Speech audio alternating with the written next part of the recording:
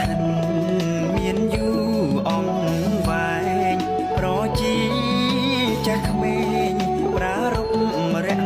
สาสามัคคีគ្នាធ្វើពេលចេញវសាដើម្បីបវរណាប្រកេនព្រះសង្ឃធ្វើកង្ខនិញបានបុណ្យអណែកបរិស័ទសែនត្រេកដងហែត្រីស្បង់មើលទៅសែនល្អសែនស្អាតផូរផង់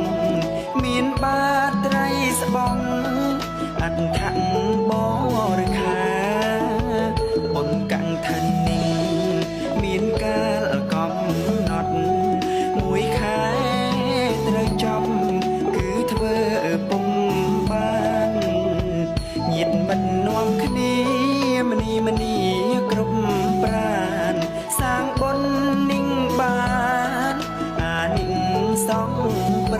5អានិសង្ឃទាំងនេះមាន5ប្រការមួយគឺសុខរូបតារូបភ្លឺសាច់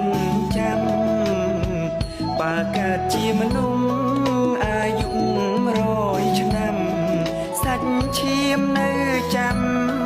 ល្អគ្មានខ្វាំងខ្វង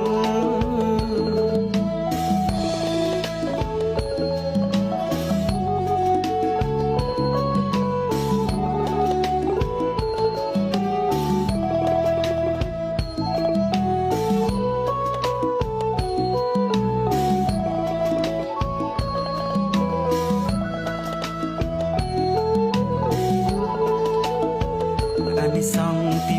2សុងវណ្ណតាពណ៌ខ្លួននេះណាភ្លឺថ្លាអភរផងកើតជាមនុស្សលោកសម្បត្តិស្ដុកស្ដំ